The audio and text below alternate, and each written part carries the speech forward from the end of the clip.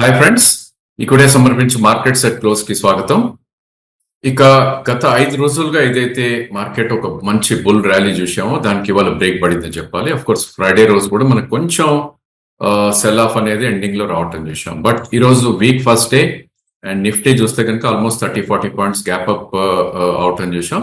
But good thing ఏంటి అంటే కనుక ప్రాబ్లీ ఒక స్టీప్ కట్ అనేది ఎక్కడ రాలేదు. సో బేర్స్ కొద్దిగా యాక్టివ్ గా ఉన్న ఈ రోజు మాత్రం బుల్స్ కూడా ఈక్వల్లీ సపోర్ట్ చేశారన్న భావన మనకు మార్కెట్ లో కలుగుతుంది. సో ఈ రోజు ఓపెనింగ్ 24,633, హై చూస్తే 24,700. ఇనిషియలీనే ఆ గ్యాప్ ఏదైతే 60 పాయింట్స్ గ్యాప్ ఉందో 40 పాయింట్స్ రాదర్ అది ఫిల్ చేయటం చూసాం. దాని తర్వాత ఒక స్టేజ్ లో 24,580కి రావటం చూసాం. బట్ క్లోజింగ్ వచ్చేసరికి అరౌండ్ 24,705 దగ్గర క్లోజ్ అవుతుంది.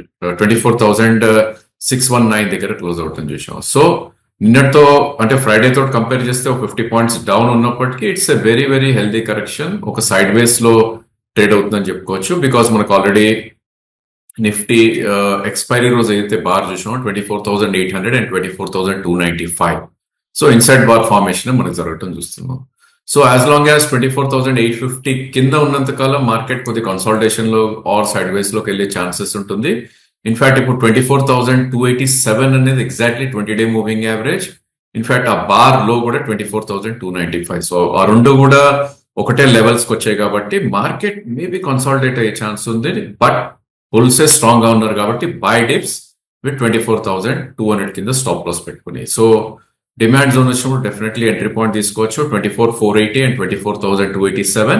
అండ్ సప్లై జోన్ మనకు చూస్తే కనుక 24,850 లాస్ట్ వీక్ హై అండ్ దాని తర్వాత 24,978 ఏదైతే స్వింగ్ హై ఉందో ప్రాబ్లీ అదొక క్లియర్ సప్లై జోన్ గా మనకి కనిపిస్తుంది. సో ఈ రోజు మనం చూసాం ఐ థింక్ ఇండెక్స్ మూవర్స్ లోకి వెళ్ళి చూస్తే కనుక it was FMCG across the board selling రావటం చూసాం. బిగ్గెస్ట్ లూజర్ టాటా కన్స్యూమర్, దాని తర్వాత హిందుస్థాన్ లీవర్ కానీ, నెస్లే కానీ, బ్రిటానియా కానీ, ఐటీసీ, ఇన్ఫాక్ట్ కొద్దిగా స్ట్రాంగ్ గా ట్రేడ్ అవుతున్న ట్రెండ్, ఇవన్నీ కూడా నెగటివ్ గా ట్రేడ్ అవుతుంది విషయం.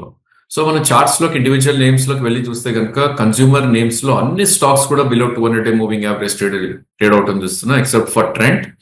అండ్ అది కూడా ఒక 3-5% అవే ఫ్రమ్ దట్ ఉంది. ఇంకా ఐటీసీ ఒక్కటి నియర్ టు ద 200-డే మూవింగ్ యావరేజ్ ట్రేడ్ అవుతుంది. అదర్వైజ్ వేరే స్టాక్స్ అన్ని కూడా వే బిలో 200 అంటే లాంగ్ టర్మ్ యావరేజ్ కింద ట్రేడ్ అవుతుంది. కాబట్టి ఈ సెక్టర్ ఏమవుతుందంటే మార్కెట్ పడినప్పుడు ఎక్కువ పడతాయి ఈ సెక్టర్ లో స్టాక్స్, పెరిగినప్పుడు తక్కువ పెరుగుతాయి. సో అది చాలా కేర్ఫుల్ గా ఉండాలి. గత కొన్ని వారాలకు కూడా మనం ఎఫ్ఎంసీజీ అవాయిడబుల్ అని చెప్తున్నాం. ఇక నెక్స్ట్ సెక్టర్ ఏదైతే ఉందో ఆటో నేమ్స్ అన్ని కూడా ఇవాళ నెగటివ్ గా ట్రేడ్ అయ్యాయి.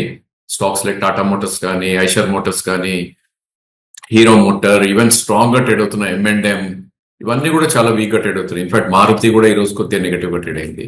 ఇక రిలయన్స్ బిగ్ డాడీ ఎవరైతే ఉన్నారో all these days one side పైకి తీసుకెళ్తున్న రిలయన్స్ ఈ రోజు కూడా కొద్దిగా పాస్ ఆర్ కొద్దిగా నెగటివ్ గా రియాక్ట్ అవుతుంది చూసాం. ఇక అదర్ నేమ్స్ ఏవైతే ఉన్నాయో ప్రాబ్లీ ఐటీ నేమ్స్ కొద్దిగా సైడ్ తీసుకుని అని చెప్పొచ్చు. అదేవిధంగా బ్యాంకింగ్ నేమ్స్ కూడా సైడ్ తీసుకుని కొన్ని స్టాక్స్ పెరగటం, కొన్ని తగ్గటం. అదేవిధంగా ఫార్మా కూడా దే టుక్ సైడ్స్ అని చెప్పొచ్చు. ఇక పెరిగిన వాటిలోకి మనం వెళ్ళి చూస్తే కనుక it was clearly IT names, sorry not IT names, metal names అని చెప్పుకోవచ్చు. ఎందుకంటే జేఎస్డబ్ల్యూ కానీ, టాటా స్టీల్ కానీ ఈ రెండు కూడా ఒక పాజిటివ్ గా ట్రేడ్ అయ్యాయి. అండ్ ప్రాబ్లీ ఒక రెస్క్యూ ఆపరేషన్ లాగా మనకి విప్రో రావటం చేసాం. వేరేజ్ ఐటీ ఓవరాల్ వీక్ ఉన్నప్పటికీ విప్రో ఈరోజు 2% పెరిగింది. ఇక ఎవ్రీ టైం మనకి అందరికి తెలిసిందే లార్సన్ అండ్ టోబ్రో ఏదైతే ఇండెక్స్ హెవీ వెయిట్ ఉంటుందో అది ఒక 2% పెరగటం చేసాం. గత కొన్నాళ్ళుగా ఇన్సూరెన్స్ స్టాక్స్ ఏవైతే వీక్నెస్ ఎగ్జిబిట్ చేస్తాయో ఈ రోజు కొంచెం పాజిటివ్ గా ట్రేడ్ అవుతుంది చేసాం. So SBI life, HDFC life లాంటి స్టాక్స్.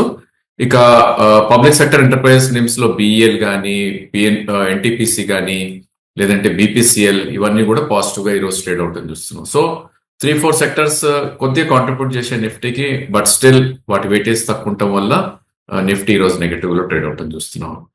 ఇక బ్యాంక్ నిఫ్టీ విషయానికి వస్తే కనుక ఒక డోజీ బార్ ఫార్మేషన్ రావటం చూసాం ఈ రోజు అగైన్.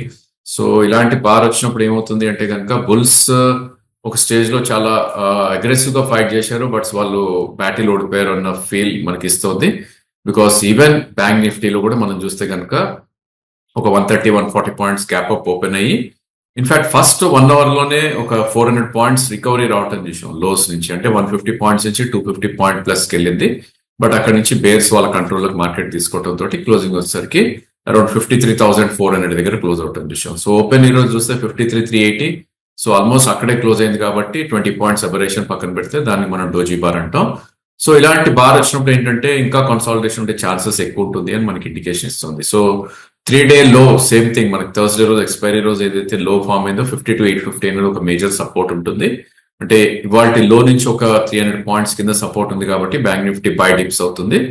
ఒకవేళ 52,850 కట్ అయింది అంటే కనుక 52,279 ఏదైతే 20-day మూవింగ్ యావరేజ్ ఉందో అది ఒక క్లియర్ సపోర్ట్ గా మనకి బ్యాంక్ నిఫ్టీ సూచిస్తుంది. అఫ్ కోర్స్ బ్యాంక్ నిఫ్టీ ఇప్పటికి కూడా హోప్ వదలలేదు. గత కొన్ని రోజులుగా మనం చెప్తున్నట్టు 54,467 ఏదైతే ఉందో ప్రాబ్లీ అది వెరీ సూన్ అచీవ్ అయ్యే ఛాన్సెస్ మనకు కనిపిస్తుంది. ఓన్లీ థింగ్ ఏంటంటే లాస్ట్ వీక్ హై ఏదైతే 53,888 దానిపైన క్లోజ్ అయితే ఆ 500-600 పాయింట్స్ ఏదైతే ఉందో అదొక అప్ మూవ్ వెళ్ళే ఛాన్సెస్ మనకి బ్యాంక్ నిఫ్టీలో కనిపిస్తుంది. సో ఇందాకే చెప్పినట్టు బ్యాంక్ నిఫ్టీ స్పేస్ లో సైడ్స్ తీసుకున్న స్టాక్స్ హెచ్డిఎఫ్సి, కోటక్, ఫెడరల్ స్వల్పంగా పెరిగాయి 0.1 నుంచి 0.7. బట్ వెరాజ్ లాస్ట్ కపుల్ ఆఫ్ డేస్ గా పెరుగుతున్న పబ్లిక్ సెక్టర్ నేమ్స్ మంచి కరెక్షన్ గురాయని చెప్పొచ్చు. పిఎన్బి కానీ, SBI, bank of Baroda, Canara ఇవన్నీ కూడా కొద్దిగా వీక్ గా ట్రేడ్ అవుట్ చేసాం. ఇక ప్రైవేట్ బ్యాంక్ నేమ్స్ లో యాక్సిస్ బిగ్గెస్ట్ లూజర్ 1.8% పడింది. అదేవిధంగా ఏయూ బ్యాంక్, ఐడిఎఫ్సి, ఇండస్ ఇండ్ కూడా స్వల్పంగా నష్టపోవటం చూసాం.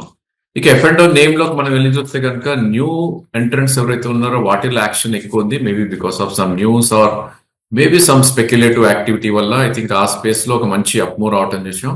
సో అఫ్ కోర్స్ ఇవాళ టెక్స్టైల్ నేమ్స్ ఇన్ఫాక్ట్ ఒక మంచి అప్మూవ్ రావడం తోటి సుప్రీం ఇండస్ట్రీస్ ఈరోజు 6% పెరగటం చూసాం.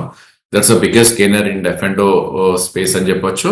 అండ్ కళ్యాణ్ జ్యువెలరీ ఇది కూడా ఆల్మోస్ట్ ఒక 6% పెరగటం చూసాం. ఇక డెలివరీ స్టాక్ ఒక 5% పెరిగింది. అదేవిధంగా బ్రోకింగ్ అవుట్ఫిట్ కానీ లేకపోతే market related stocks like angel camps లాంటివి ఒక 4.5% పెరగడం చూసాం. అండ్ న్యూగా ఎంట్రెంట్ అయిన కేపీఐటి, ఏపీఎల్ అపోలో ఇవన్నీ కూడా ఆల్మోస్ట్ 2-3% దాకా పెరగడం చూసాం. ఇక డయాగ్నోస్టిక్ కంపెనీలో మ్యాక్స్ హెల్త్ కేర్ కానీ లేదంటే లాల్ పాత్ ల్యాబ్, మెట్రోపాలిస్ ఇవి కూడా పాజిటివ్ గా ట్రేడ్ అయ్యాయి. ఇక పబ్లిక్ సెక్టర్ నేమ్స్ లో ఎన్హెచ్పిసి కానీ, ఎస్జేబిఎల్ కానీ, ఇన్ఫాక్ట్ మెటల్స్ లో కూడా ఇక్కడ కూడా probably names like Hindustan copper లాంటి స్టాక్స్, సేల్ లాంటి స్టాక్స్ ఇవన్నీ కూడా పాజిటివ్ గా ట్రేడ్ అవుతుంది చూసాం. ఇక నెగటివ్ గా ట్రేడ్ అయిన నేమ్స్ మనం చూస్తే కనుక సేమ్ నేమ్స్ ఏదైతే నిఫ్టీలో చూసాం ఎఫ్ఎంసీజీ నేమ్స్ లోనే ఒక బిగ్ సెల్ ఆఫ్ రావడం చూసాం. గోద్రేజ్ కన్స్యూమర్ ప్రొడక్ట్స్ ఇన్ఫాక్ట్ ఒక gap down and price volume break down అనేది మనకి చార్ట్స్ లో కనిపిస్తుంది. సో దీనికి కారణం ఏంటంటే ప్రాబ్లీ వాళ్ళ కంపెనీ అనౌన్స్ చేసింది వాళ్ళు వాళ్ళ యూనో ప్రొజెక్షన్స్ ఏవైతే ఉన్నాయో అనౌన్స్ చేశారు కాబట్టి మల్టీ మంత్ లో కింద ట్రేడ్ అవుతుంది. So stock already last 3 to 4 months లోనే 1540 నుంచి 1120 దాకా కరెక్ట్ అవుతుంది చూసాం. సో ఈరోజు ఒక big gap down 5-8% gap down and దాని తర్వాత వాల్యూమ్స్ కూడా చాలా హ్యూజ్ గా జరిగాయి. 1.12 crores అయింది. సో దీని average volume per day 8 to 10 lakhs దాకా అవుతుంది. అంతకు మించి దీనిలో అవ్వదు కాబట్టి మేబీ ఒక బిగ్ సెల్ ఆఫ్ రావటం చూసాం. దో దాని స్పిల్ ఓవర్ ఎఫెక్ట్ వేరే నేమ్స్ కూడా మనం చూసాం. సింజిన్ కానీ, మ్యారికో కానీ, డాబర్ కానీ ఇవన్నీ కూడా వీక్ ట్రేడ్ అవటం చూసాం. ఇక గత కొన్నాళ్ళుగా ఒక మంచి పర్ఫార్మెన్స్ ఇచ్చిన pharma names especially mid cap farms లో ఒక ప్రాఫిట్ బుకింగ్ అనేది రావటం చూస్తాం. సో గత కొంతకాలంగా పెరుగుతున్న లారస్ కానీ, దివీస్ కానీ, బయోకాన్ కానీ, లూపిన్ కానీ ఇవన్నీ కూడా కొద్దిగా వీక్ ట్రేడ్ అవటం చూస్తున్నాం. అదేవిధంగా జొమాటో ఏదైతే మొన్న అనుకున్న ఒక బ్రేక్అవుట్ వచ్చింది అని జనరల్లీ ఆల్ టైమ్స్ హై వచ్చినప్పుడు ప్రాఫిట్ బుకింగ్ అనేది వస్తుంది కాబట్టి స్వల్పంగా నష్టపోయి అబౌట్ 2% దాకా కరెక్ట్ అవుతుంది. ఇంకా బ్యాంకింగ్ నేమ్స్ లో ఆర్బిఎల్ బ్యాంక్ లాంటివి లేదంటే స్పెషాలిటీ కెమికల్స్ కొద్దిగా వీక్ గా ట్రేడ్ అయ్యాయి. సిమెంట్ బ్యాంక్ కొద్దిగా వీక్ గా ట్రేడ్ అవుతుంది చూస్తున్నాం. ఇక క్యాష్ సెగ్మెంట్ లోకి వచ్చేసరికి probably I think textile space has done extremely good. So lot of names ఈ రోజు ఒక మంచి అప్మూవ్ రావటం చూసాం. సో దానికి ప్రధాన కారణం బంగ్లాదేశ్ క్రైసిస్ ఏదైతే ఉందో అక్కడ టెక్స్టైల్ మిల్స్ చాలా మటుకు క్లోజ్ అయ్యాయి అండ్ ప్రాబ్లీ ఆపర్చునిటీ ఇండియాకి వస్తుంది, ఒక బూన్ గా ఇండియాకి రాబోతుంది అని ఒక వార్త రావడం తోటి in fact weakest stocks like trident కూడా ఒక 10% పెరగటం చూసాం. ఇక అదర్ నేమ్స్ మనం చూస్తే కనుక లంబోదర కానీ, శివా మిల్స్ కానీ, హెచ్ఈజీ కానీ, కైటెక్స్ గార్మెంట్స్ కానీ, గ్రీవ్స్ కాటన్ ఇవన్నీ కూడా ఒక పాజిటివ్ గా ట్రేడ్ అవటం చూసాం.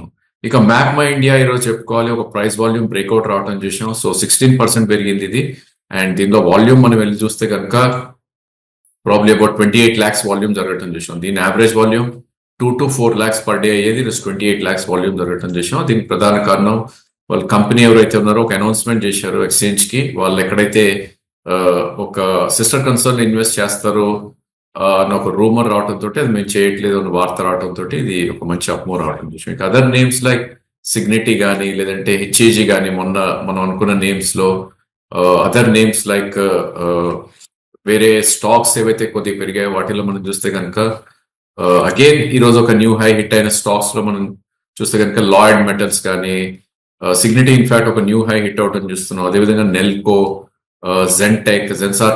జెన్ టెక్నాలజీస్ ఏదైతే లాస్ట్ వీక్ ప్రమోటర్స్ మోతిలాల్ కి ప్లేస్మెంట్ చేశారో కొంత స్టేక్ ని, ఇవన్నీ కూడా ఒక న్యూ హై హిట్ అవుట్ అని చూసాం. కోర్స్ బ్రేక్అవుట్ చార్ట్స్ అయితే కాదు, బట్ ఒక హైయర్ హై ఫార్మేషన్ అనేది జరగటం చూస్తున్నాము. ఇక వీక్ అయిన వాటిల్లో ప్రాబ్లీ ఇక్కడ కొన్ని స్టాక్స్ లో ప్రాఫిట్ బుకింగ్ తప్ప పెద్ద సెల్ ఆఫ్ అనేది ఎక్కడ మనకు కనపడలేదు. So JP associates of course weaker stock, and star health కానీ ఇండియా సిమెంట్ లో ప్రధానంగా ఏంటంటే మనకి కాంపిటీషన్ కామర్స్ ఆఫ్ ఇండియా నుంచి సిసిఐ నుంచి ప్రాబ్లీ అల్ట్రాటెక్ సిమెంట్ కు క్వీరీ రావటం చూసాం. సో ఆ క్వీరీ తోటి మేబీ వాళ్ళ ఓపెన్ ఆఫర్ ఏదైతే ఉందో అది డిలే అవుతుందన్న వార్త రావడం తోటి ఒక 4% దా క్రాక్ అవటం చూసాం. ఇక కొంతకాలంగా పెరుగుతున్న ఓలా ఎలక్ట్రిక్ కానీ, పీపీఎల్ ఫార్మా కానీ, రతన్ పవర్ కానీ, జైన్ ఇరిగేషన్ కానీ, Neuland lab, NIT technologies, Elgi equipment, Deepak fertilisers, వీటన్నిటిలో బిట్వీన్ 2 to 4% దాకా ప్రాఫిట్ బుకింగ్ అనేది రావటం చూస్తున్నాం. So market definitely up trend లో ఉన్నప్పటికీ మేబీ ఇక్కడ కన్సాలిడేషన్ ఉండే ఛాన్సెస్ కనిపిస్తుంది. మెల్లమెల్లగా బుల్ గ్రిప్ అనేది కొద్దిగా తగ్గుతున్నట్టు అనిపిస్తుంది, బట్ దట్స్ ఓకే. ఎందుకంటే లాస్ట్ 3 weeks లోనే 1500 పాయింట్స్ పెరిగిన నిఫ్టీ కొద్దిగా కన్సాలిడేషన్ అవటం కూడా it's very very good. And 24,800 పైన క్లోజ్ అయిన రోజు అగైన్ ఒక 500 పాయింట్స్ అప్ మూవ్ వచ్చే ఛాన్స్ ఉంది. బట్ డెఫినెట్లీ ఐ థింక్ 24,287 అనే లెవెల్ ని చాలా చాలా కేర్ఫుల్ గా వాచ్ చేయమని సజెస్ట్ చేస్తాం. సిమిలర్లీ బ్యాంక్ నిఫ్టీ లెవెల్స్ కూడా ఇందాక చెప్పిన దీంట్లోనే, అండ్ ప్రాబ్లీ ఇంకో 1 week పాస్ అవుతే కనుక ప్రాబ్లీ అక్కడి నుంచి క్రిస్మస్ వెకేషన్ మీద ఎక్కువ ఫోకస్ ఉంటుంది. అండ్ దాని తర్వాత డిసెంబర్ ఎండింగ్ అయిపోయినాక I think again January first week లో డిసెంబర్ క్వార్టర్ రిజల్ట్స్ కానీ, ఇన్ఫాక్ట్ ఫిబ్రవరి ఫస్ట్ ఉన్న బడ్జెట్ కానీ, ఇవన్నీ ఫ్యాక్టర్స్ వస్తాయి కాబట్టి మార్కెట్ ఒక కన్సాలిడేషన్ నుంచి అప్ మూవ్ ఉండే ఛాన్సెస్ ఉంటుంది కాబట్టి బై డిప్స్ అనే మా strategy. So that's all for today. Thank you for watching the video.